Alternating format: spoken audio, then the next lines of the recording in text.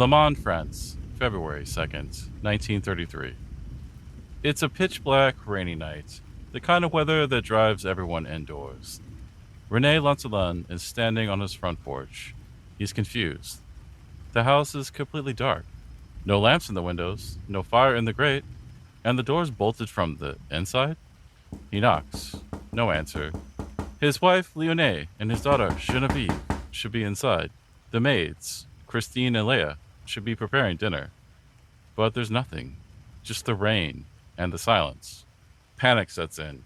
Renee runs to get the police. They force the door open. The air inside is cold. The electricity is out. Using only the beam of a flashlight, the police creep up the stairs. On the landing, the beam hits something on the floor. It isn't a robbery. The silver is untouched. The jewelry is still in the drawer. What lies on the floor are the bodies of Madame Lancelin and her daughter. The faces are beaten to a pulp, and their eyes, they're gone, gouged out while they're still alive. The police draw their guns. They move to the attic, the maids' quarters. They expect a gang of intruders, a monster maybe. They kick the door open. Inside, though, there's a single candle burning, and in the corner, huddled together in a single narrow bed, are the sisters, Christine and Léa. They're naked. They're holding each other. And on the bedside table, a hammer and a pewter pitcher, wiped clean. When the police ask what happened, the older sister, Christine, simply looks up and says, "We did it."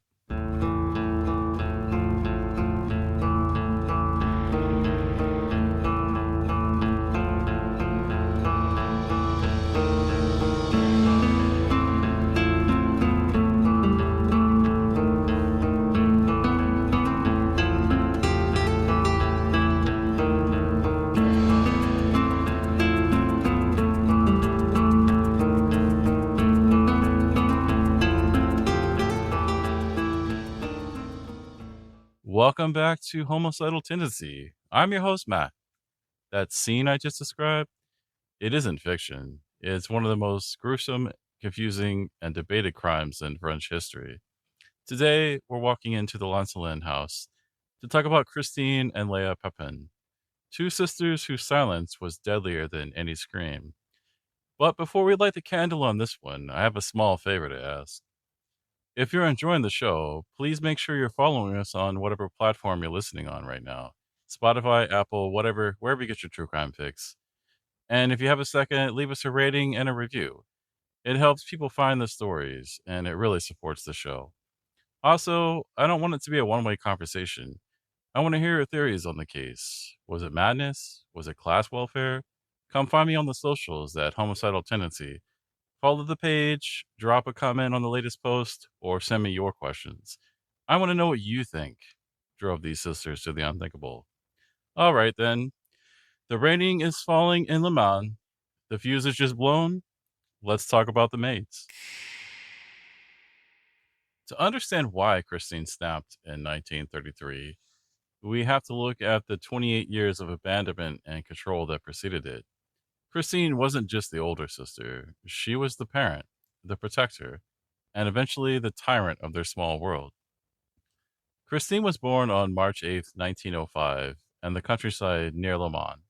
From the moment she took her first breath, she was unwanted. Clémence Dier was a woman described by historians as erratic, unmotherly, and possibly suffering from undiagnosed paranoia.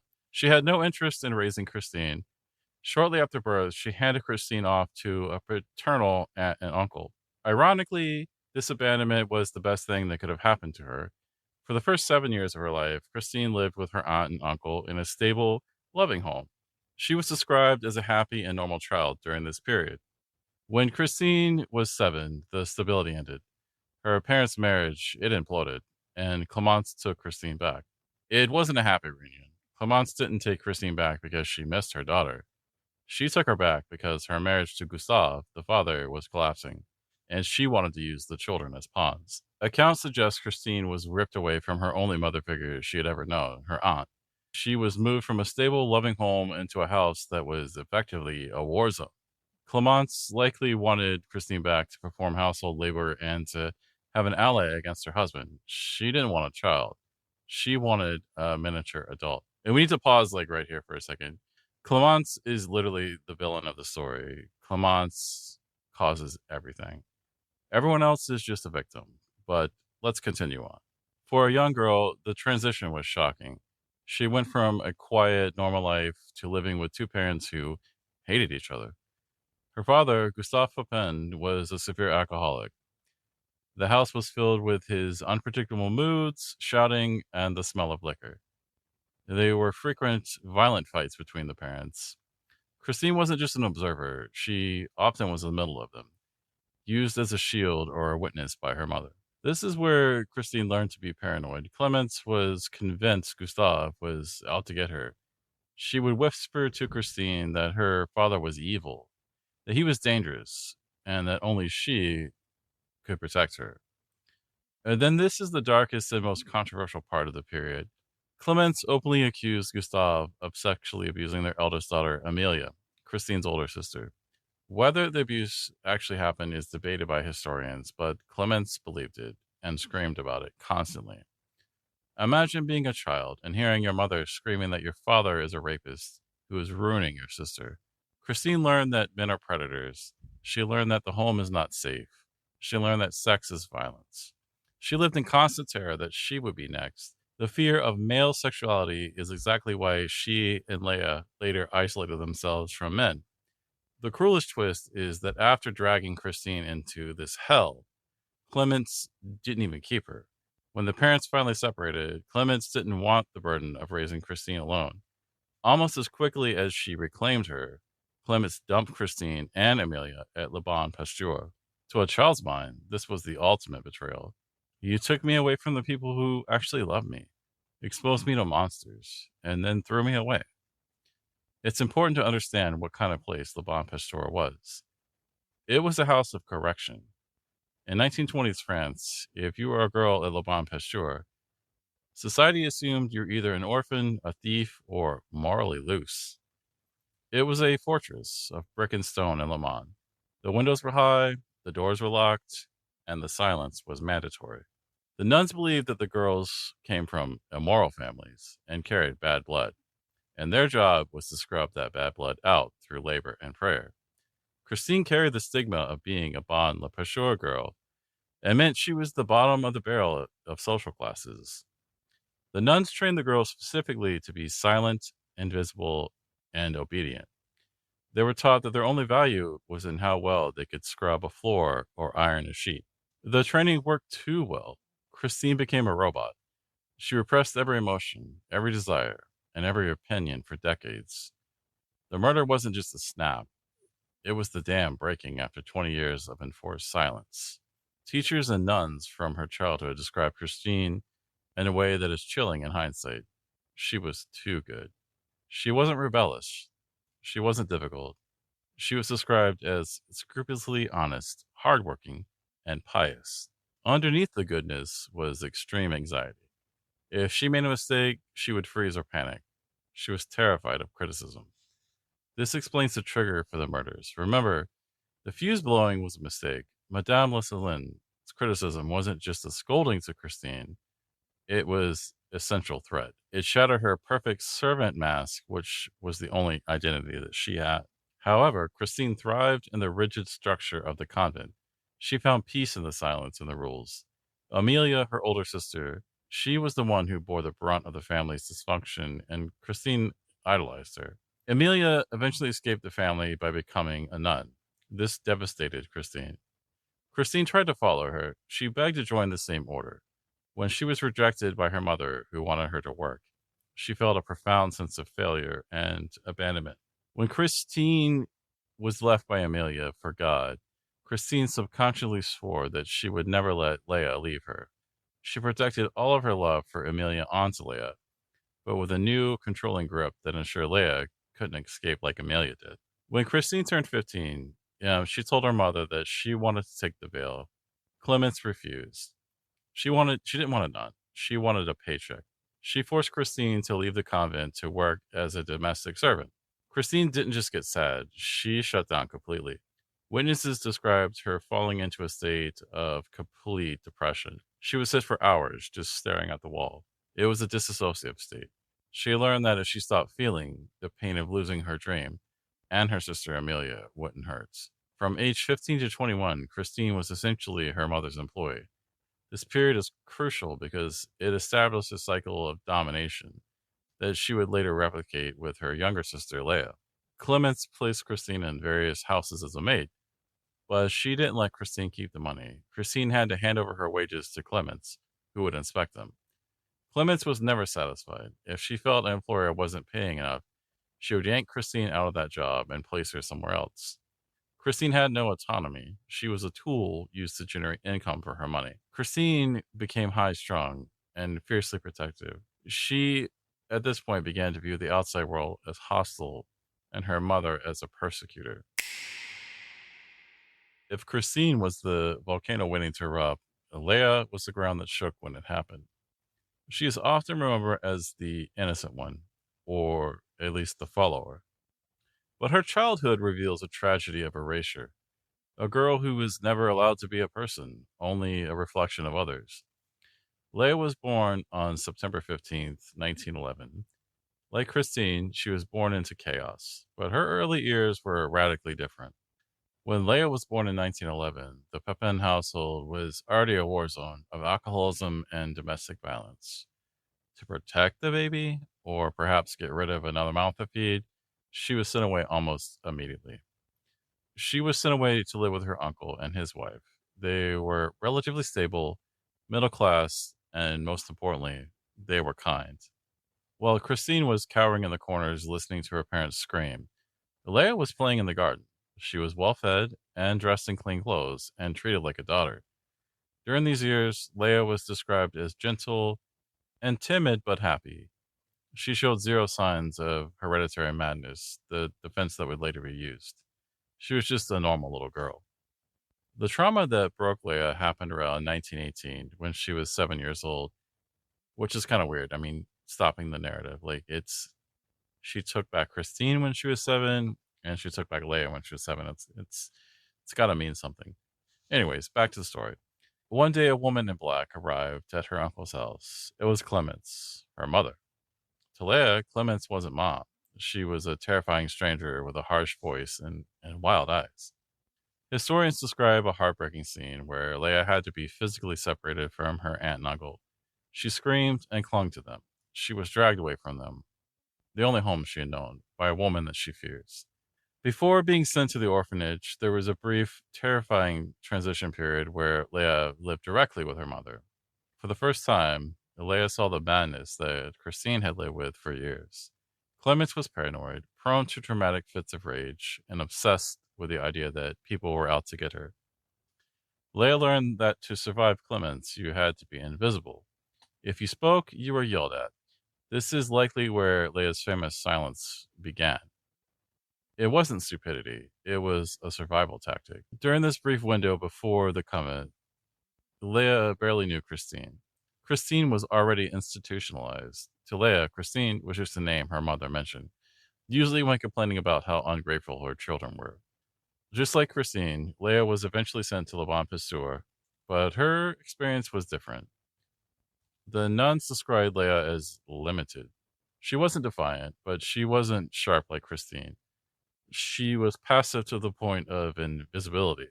Leia learned very quickly that the safest way to exist was to not exist. If she had no opinions, no desire, and no voice, she couldn't be punished. She became a blank slate. Leia was at the bottom. She wasn't an orphan to be pitied. She was a ward to be reformed. She was told daily that she was sinful, ungrateful, and lucky to have a roof over her head. This is where she learned the specific behaviors that would later freak out her employers and the police. The girls were often forbidden from speaking during work hours. Leia, already shy, she took this to an extreme. She learned that invisibility was safety. If she made no noise, the nuns wouldn't notice her. If they didn't notice her, she wouldn't be punished. The nuns noted that Leia had a way of checking out. When scolded, she didn't cry or argue. She would just stare at the floor and go limp. This was likely a disassociative coping mechanism. The nuns were obsessed with hygiene as a metaphor for purity. Leia was taught that a single speck of dust was a moral failing. This explains why immediately after brutally murdering the Lancelins, her first instinct was to clean the hammer and pitcher. The training kicked in, even during a psychotic break. When Leia turned 15, the orphanage did exactly what it was designed to do. It turned her out to be a worker. She was given a certificate of good contact and basic domestic skills. She was officially a maid. Just like clockwork, Clement showed up to collect her as her asset. She didn't want a daughter, she wanted a paycheck. She immediately placed Leia in a job and took her wages. Leia was terrified of leaving the structured walls of the convent. She was terrified of the outside world. The only thing that made it bearable was the promise that she would eventually be reunited with Christine. This is the moment the fuse was lit. For years, Christine and Leia were separated by age, institutions, and different employers. But in 1926, the stars aligned in the worst way possible. The reunion, it wasn't heartwarming. It was a financial strategy by their mother, Clemence, that bitch. Clemence was tired of managing two separate daughters in two separate jobs. It was twice the work to collect their wages and to monitor them. She realized that if she packaged them as a pair, a cook and a chambermaid, she could place them in a wealthier household. She marketed them as the ultimate deal. Two sisters, quiet, hardworking, no boyfriends, no drama. It was catnip for the bourgeoisie of Le Mans. You have to remember that for their entire lives, both girls have been told they were trash. They were daughters of a drunk, inmates of a convent, and servants. Neither have ever experienced unconditional love, not from a parent, not from a lover, not from a friend. They were emotionally starving. When they were reunited, it wasn't a polite, hello, sister. It was a desperate, gasping, latching on. They realized, you're the only person on earth who knows what I've been through. For Christine, reconnecting with Leia wasn't just about having a sister. It was about finally having something that was hers. Christine viewed Leia not as an equal, but as a fragile doll that she had to protect, to give Christine a purpose. She was she wasn't just a maid anymore, she was a guardian. Because her mother and her older sister had abandoned her, Christine was terrified that Leia would do the same. This manifested as jealousy and control. If Leia smiled at someone else, Christine felt a spike of panic. She needed Leia to be 100% focused on hers. A psychologist later noted Christine loved Leia like a mother loves a child, but with the passion of a lover. For Leia, their reunion was pure relief. Leia was naturally anxious and passive. The world, it terrified her. Reconnecting with Christine was like finding a human shield. Leia was happy that Christine took over. She didn't want to make decisions. She didn't want to talk to the scary mistress. She wanted Christine to do it. It wasn't submission out of fear, it was submission out of gratitude. She loved that Christine was strong enough for both of them. We have to talk about the physical nature of their bond, because this is what shocked people the most. It wasn't necessarily sexual in the way we think of it, but it was exclusive and tactile. They began to mimic each other's body language. If Christine crossed her arms, Leia crossed her arms. They became a single organism. In that attic, they created a domestic life that mimicked a marriage. They shared a bed, even though they didn't have to. They dressed in front of each other without shame. They groomed each other, like brushing hair and buttoning dresses. They created a shared emotional language where words weren't necessary. A glance from Christine could make Leia stop crying. A touch on the arm from Leia could calm Christine's rage. They didn't need the outside world because they were a complete unit. While the incestuous lesbian lovers angle is what made the Papin sisters famous, the truth is far more complex and tragic. To this day, there's no definite proof that Christine and Leia had a sexual relationship. However, their intimacy went far beyond the normal considered relationship for siblings, leading psychologists and historians to debate whether it was truly sexual or a profound, desperate trauma bond. Although the idea that they were lovers wasn't just a tabloid rumor, it was a central part of how the public and even some experts understood the crime. The smoking gun for the incest theory is when the police broke down the attic door. They found the sisters in the same bed. Like I said before, they had separate iron beds in the room, but they chose to push them together and sleep in one. It suggested they were huddled together in a way that suggested physical intimacy was their primary source of comfort. In their private life, they strictly adhered to the heteronormative role play. Christine, she was the husband. She was the dominant protector. She handled the money, made the decisions, and dealt with the outside world. Léa, she was the wife. She was submissive, domestic, and clingy. In 1930s, this dynamic was often coded as inversion, a period term for homosexuality, where one woman acted like a man. When they were later separated in prison, Christine's reaction was visceral and sexualized.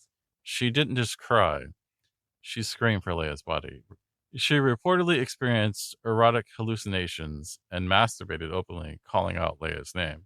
When they were briefly reunited, Christine later threw herself at Leia, unbuttoning her blouse and shouting, say yes, a phrase many interpreted as a sexual demand or a reenactment of their sexuality. But then we move on to the trauma bond theory. Most modern psychologists and queer historians lean towards this explanation.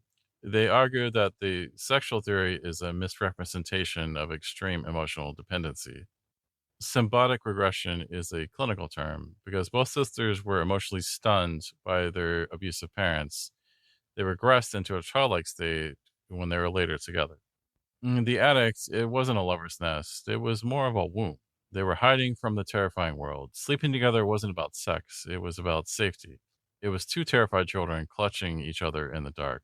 It's highly likely that neither sister understood sex. Raised in a strict covenant by nuns who demonized the body and raised by a mother who screamed about sin and rape. The intimacy was tactile, hugging, grooming, sleeping together, because that was the only form of love they knew. It was pre-sexual, like puppies in a litter, rather than adult sexualism. The famous psychoanalyst Jacques Lacan argued that they didn't have separate personalities. They were two halves of the same whole. It's crucial to mention why the incest theory was so popular at the time. In 1933 France, calling them lesbian incest monsters was a way to dehumanize them. It made them easier to hate. It turned a story about class war into a story about perversion.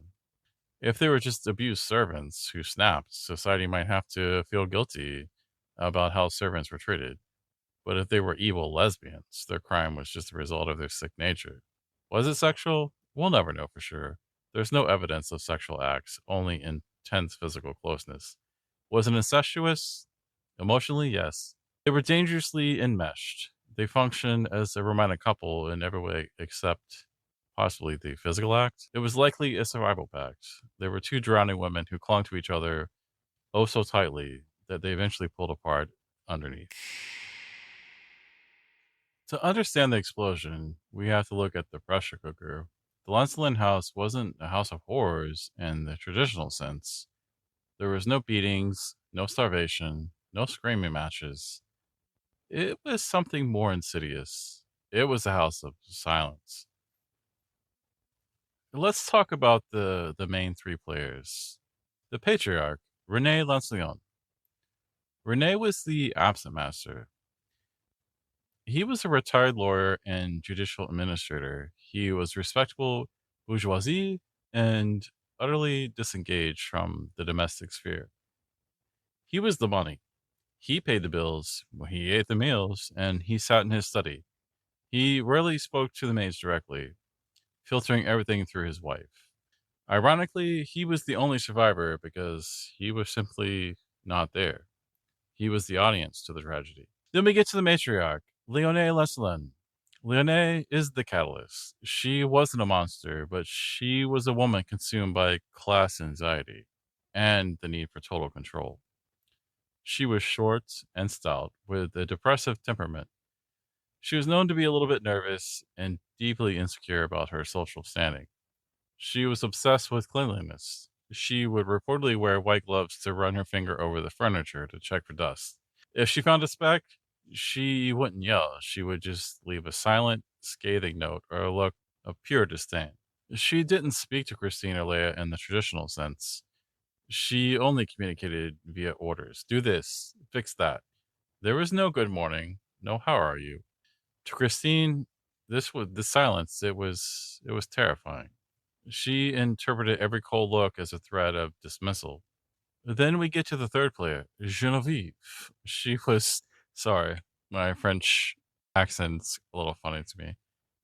Even though I'm kind of French, like heritage wise. But, anyways, Genevieve, she was 27 years old, unmarried, and still living at home. She was entirely under her mother's thumb. She had no real job, no real independence, and she spent her days shopping and walking with her mother. How do you sign up for that shit? Genevieve wasn't cruel to the maids, but she was complicit in her mother's regime. She was the princess to Leonet's queen. When the violence started, Christine didn't distinguish between the two. Genevieve was just an extension of Leonet.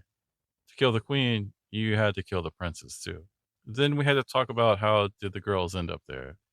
Christine was hired first as the cook. The Lancelins were looking for help. Christine applied alone. Madame Lancelin was immediately impressed. Christine was serious, hardworking, and clearly overqualified in the terms of her dedication. She wasn't flighty like other young girls. So once Christine secured her position, she made herself indispensable. Her cooking was excellent, her cleaning was meticulous, and she was quiet. She was the perfect servant. Once Christine was in, she began her campaign to bring Leia in. About 2 months later, the Lancelin's chambermaid left, or was let go. Some sources suggest Christine may have made her life difficult, but that's just speculation. Although, with that said, Christine immediately went to Madame Lancelin. She said, "My sister is looking for a place. She's just like B, quiet, hardworking, and we work well together." There are reports that Clements, actually visited and spoke to Madame Lancelin during the hiring of Leia. To vouch for her, she presented them as a package of good moral girls to seal the deal. Madame Lancelin thought she was getting a bargain. Another Christine. She didn't realize she was agreeing to let Christine actually build a fortress. For 7 years, 1926 to 1933, the house operated on a bizarre frequency. The most pervasive form of abuse was the refusal to acknowledge the sisters as being human. Like we said, Rene Lancelin admitted in court that in the 7 years, he never spoke a single conversational word to them. No good morning, no Merry Christmas. To him, they were just appliances that moved. Madame Lancelin often communicated through slips of paper left on the tables, the orders per se. She wouldn't deign herself to speak directly to them. For Christine, who was desperate for validation, the silence felt like a constant looming threat. Why aren't they speaking? Are they angry? Do they plan to fire us? Leonie Lancelin wasn't just clean, like we said. She was obsessive. She would literally wear gloves to inspect the furniture. She would run a finger along the tops of door frames and the back of a mirror. If she found dust, she wouldn't yell. She would simply present the glove to Christine. Silence. Accusatory. Christine would have to apologize and re-clean the entire room while Madame watched. It was a ritual of humiliation designed to remind them who had the power. There's also other accounts that Madame was physical with the girls. She would pinch them or physically hurt them, but that's unsubstantiated. There's a specific anecdote that is often cited as the moment that Christine's hatred towards the Madame solidified. One day, Leia missed a tiny scrap of paper on the rug during her morning sweeping. Madame Lancelin didn't just point it out. She reportedly stood over the spot and waited. She forced Leia to get down on her hands and knees to pick up the single scrap of paper while she watched from above. Christine had to stand there and watch as Leia was humiliated. She later said this made her blood boil. It wasn't just a chore, it was an active submission. This next bit is critical context for the murder night. Why did a broken iron lead to murder? Because it happened before?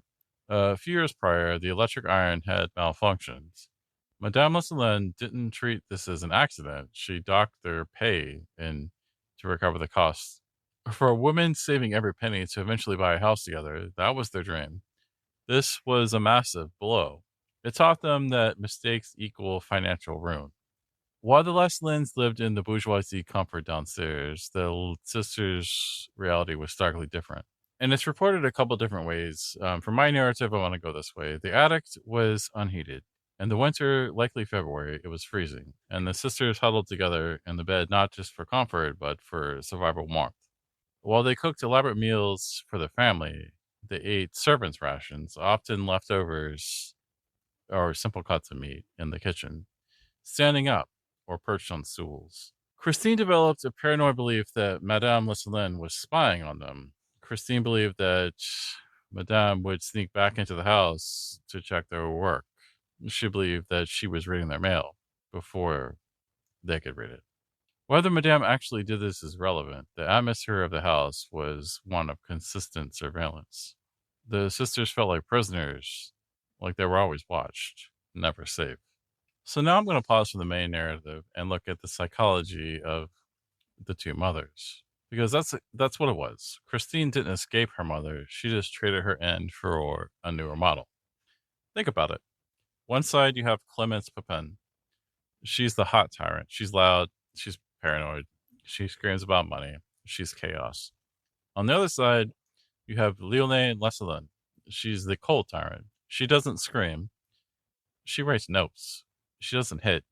She inspects dust with a white glove. For Christine, this must have felt like a massive upgrade at first. Look at this quiet, clean house. Look at this calm woman who leaves us alone. But deep down, the dynamic was exactly the same. Both women saw the sisters as tools.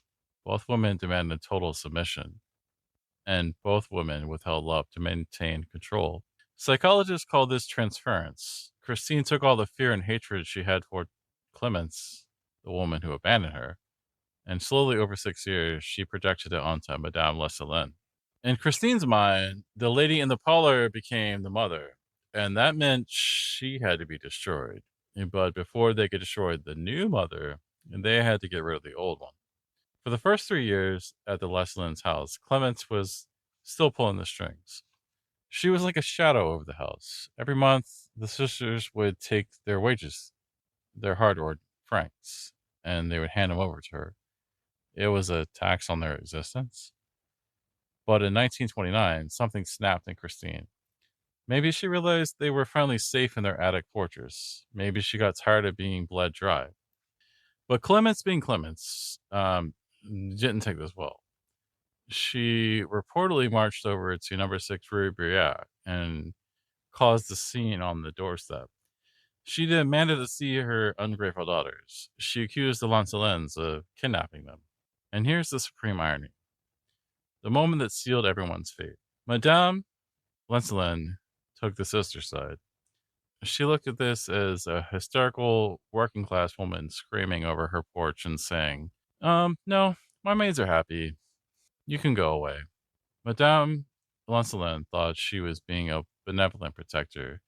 She thought she was saving her girls from a toxic mother. She slammed the door in Clemence's face and locked the sisters inside with her. She didn't realize that by locking the door, she wasn't keeping the monster out. She was locking it in with her. The Lancelins were banal villains. They didn't beat their mates. They just erased them.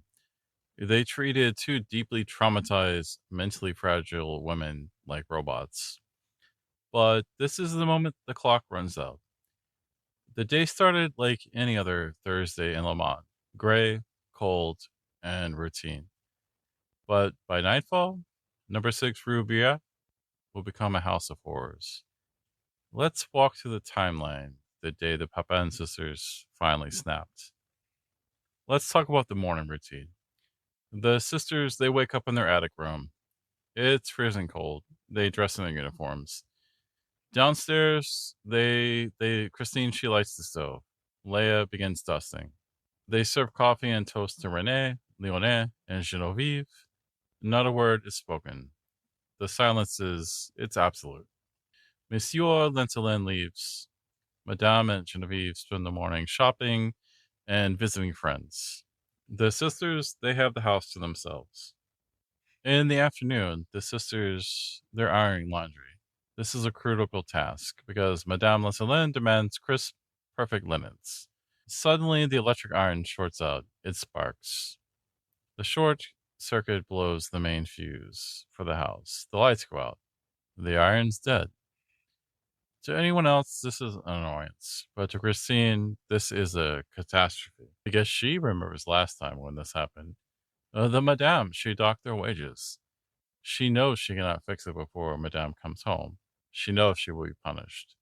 The weird decision, instead of going out to get an electrician or waiting at the door to apologize, she tells Leia to stop working, retreat to the kitchen, and to wait in the growing darkness. So now it's around 5 p.m. The sun sets early in February. The house is pitch black, except for the glow of the streetlights outside. Imagine the sisters standing in the dark kitchen, Christine likely pacing or vibrating with anxiety.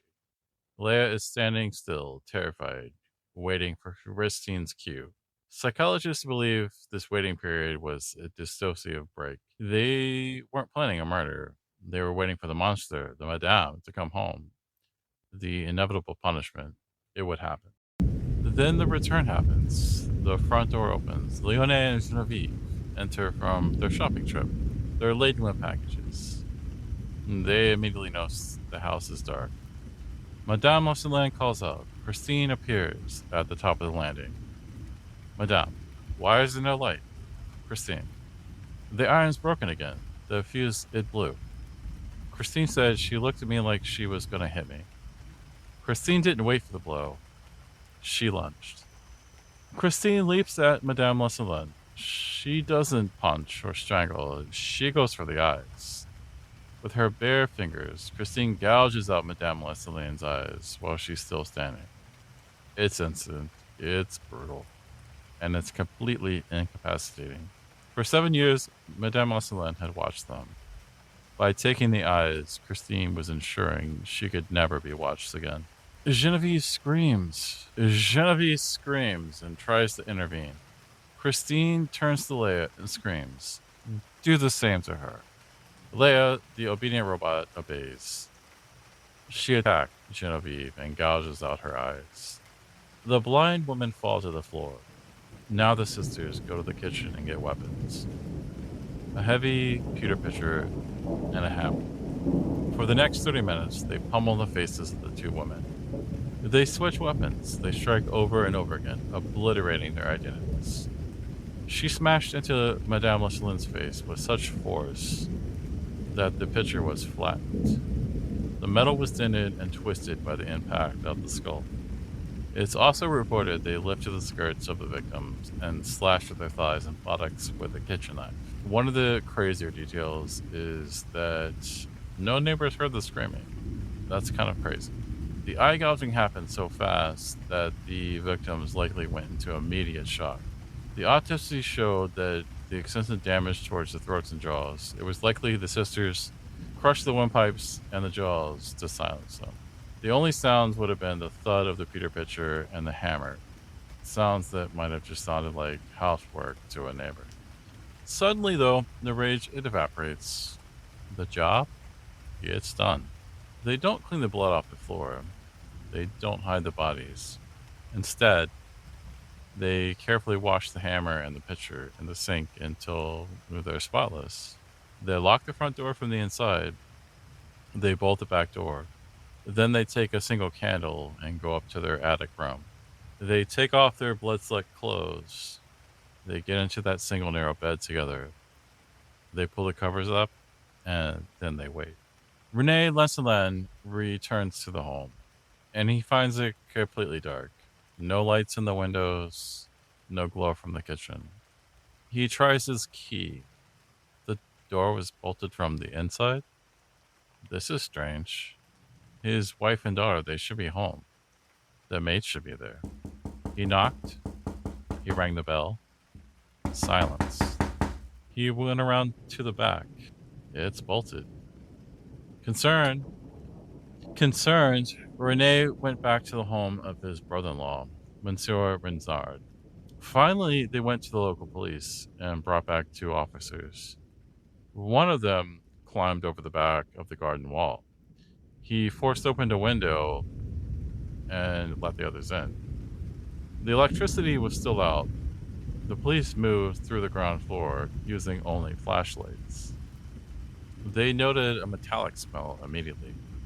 It was blood. As they climbed the stairs to the first floor, their flashlight beams hit something on the landing. Madame Lancelin and Genevieve were lying side by side. They had been beaten so severely that their faces they were gone, unrecognizable. This is the detail that made the police recoil. One of the officers stepped on something wet. It was an eye. Another eye was found rolled into the corner of the step. The police, they drew their weapons. They assumed it was a gang of intruders. Regulars? Maniacs? They were still in the house, maybe. They moved to the top floor, the attic. The door to the maid's room, it was locked. They kicked it in. Inside the room, it was lit by a single light.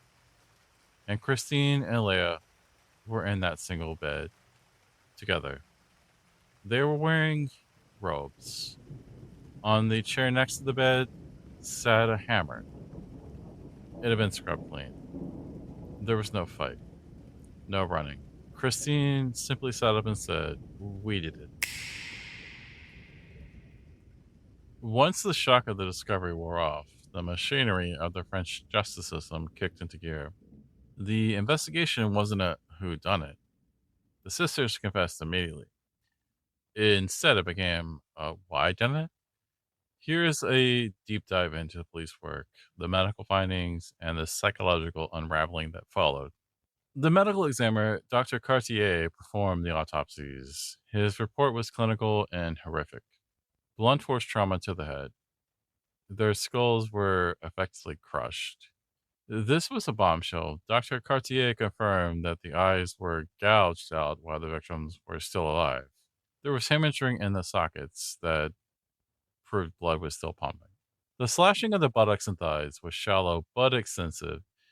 It was determined to be post-mortem or maybe perimortem, suggesting a frenzy of rage rather than a calculated attempt to kill. A persistent rumor is that the sisters mixed the blood of Genevieve onto the thighs of their mother. The autopsy found no evidence of this, but it added a sense of witchiness to the narrative for the papers. The sisters were taken to the police station immediately. They didn't lawyer up. They didn't lie. Let's talk about Christine's confession. She took responsibility immediately. "I did it. I gouged out their eyes. I struck the blow." She tried to paint Léa as a passive witness, but the police pressed her. Then Léa's confession. Under her questioning, Léa crumbled. "I hit her too. Christine told me to." She admitted to striking Madame Lancelin with the pitcher and gouging out the eyes of Genevieve at Christine's command. The interrogators noted that they often finished each other's sentences or gave identical answers. It was like interrogating one person in two bodies. The most critical part of the investigation happened when they were put in separate cells. Without Léa, Christine fell apart. She refused to eat. She screamed for Léa. She experienced hallucinations. The sexual incident, in a moment of delirium, she began making sexual gestures and calling out to Léa, which solidified the lesbian incest theory for authorities. Conversely, after the initial shock, Léa began to improve. Away from Christine's dominance, she became quieter, more lucid, and seemingly less insane. There was the first clue that Christine was the inducer and Léa was the induced. At this point, the investigation quickly turned from a criminal one to a medical one. Were they sane? They examined the sisters and concluded that they were sane. They argued that the crime was a result of pent up hatred and wickedness, not madness. They ignored the paranoid history of the mother and the obvious codependency. The defense expert, Dr. Legore, he challenged the official finding. He proposed the theory of folie de deux, madness of two. The theory is that Christine was the dominant psychotic. She created the delusion of persecution. Léa was the submissive. She was infected by Christine's madness. 7 months after the murders, on September 29th, 1933, the trial began at Cour d'Assizes in Le Mans. It was one of the biggest media spectacles in French history, lasting a marathon 26 hours, the trial. The trial, it wasn't just about murder, it became a symbol for the entire nation. The courthouse was besieged. People lined up for hours. The streets were packed with both angry locals wanting blood and curious intellectuals from Paris. The case attracted attention from French philosophers and writers like Jean Pierre Sartre, Simone Biot, and Jacques Lacan. They saw the sisters not as monsters, but as revolutionaries, victims of class, of a system who had struck a blow against the bourgeoisie.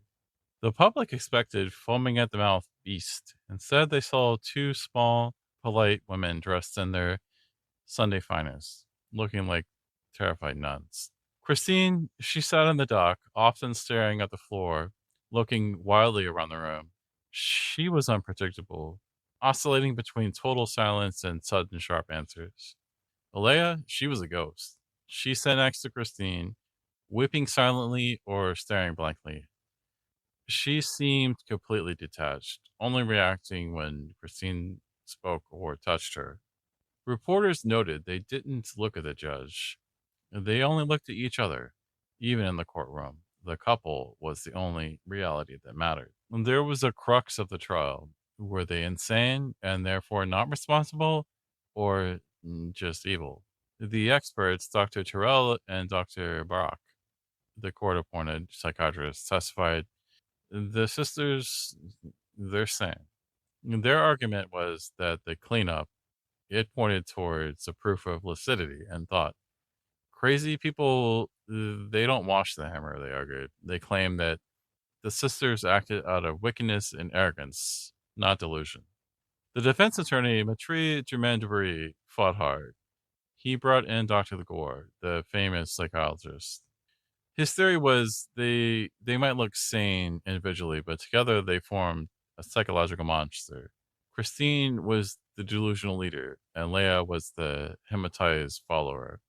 He begged the jury not to execute them for sickness that they couldn't control.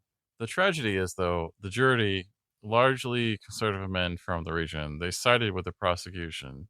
They didn't buy this psychobabble. They saw two dead women and the maids that did it.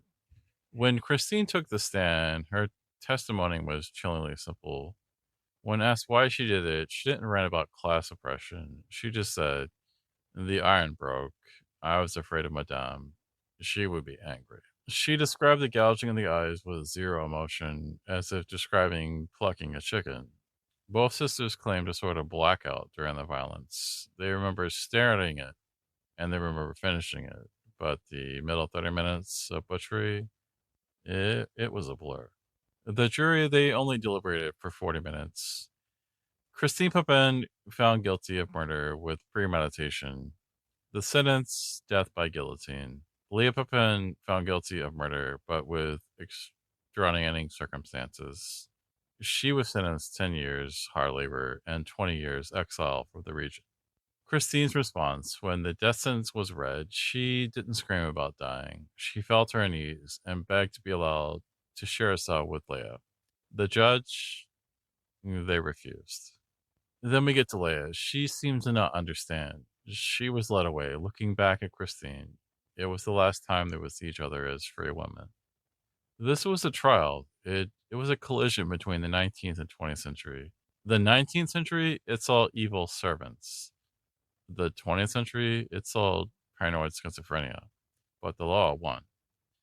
The sisters, they were condemned, not just for murder, but for breaking the social contract of being a good servant.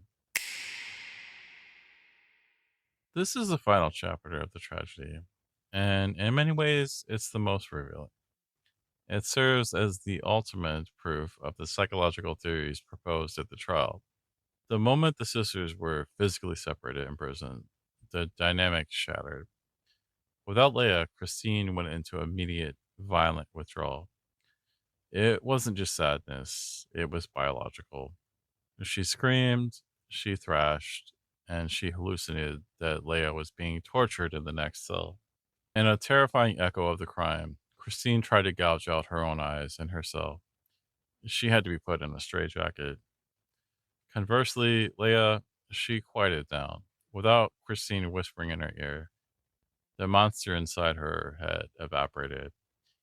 She became a model prisoner, docile, quiet, and increasingly sane.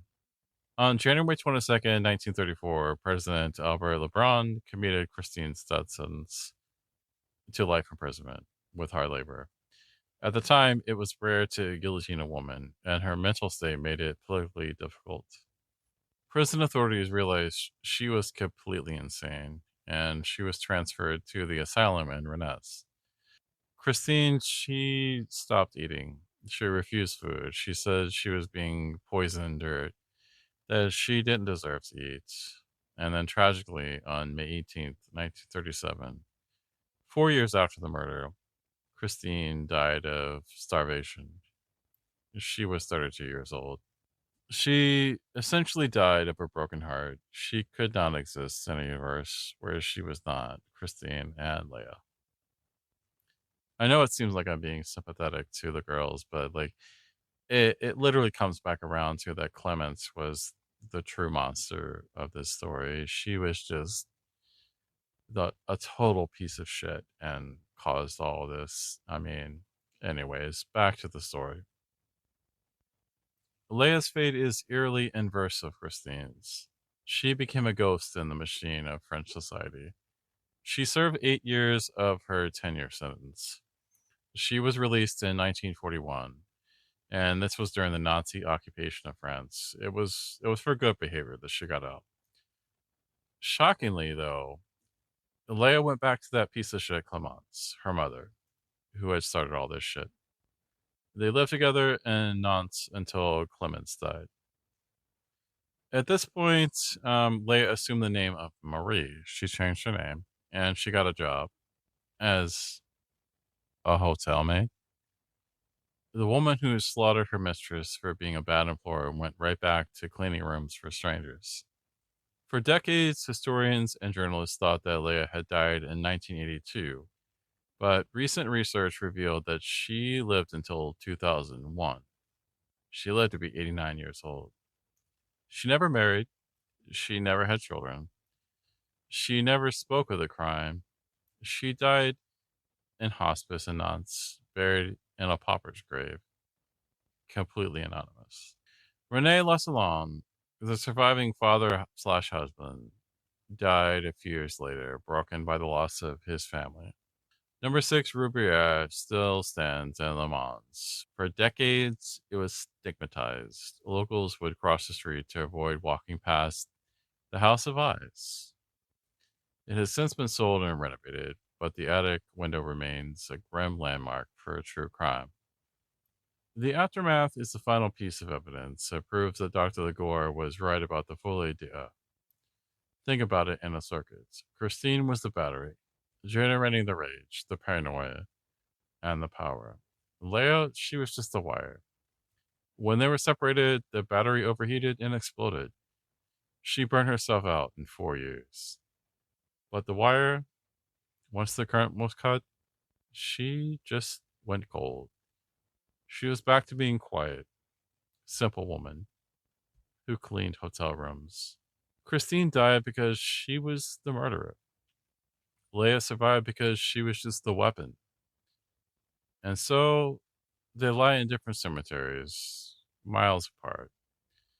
The bond that was so strong, the bond that killed two women, it was finally broken by death. So thank you for stepping into the attic with me on this episode of Homicidal Tendency. If this story kept you up, do me a huge favor. Hit that follow button. Leave a 5-star rating wherever you're listening. It helps my show more than you know. I'll be posting the crime scene photos and pictures of the sisters on my socials. Come find me at Homicidal Tendency. Let me know your theory. Was it madness or was it just enough? Until next time, keep your knife sharp, keep your doors locked, and for God's sake, check the iron before you plug it in.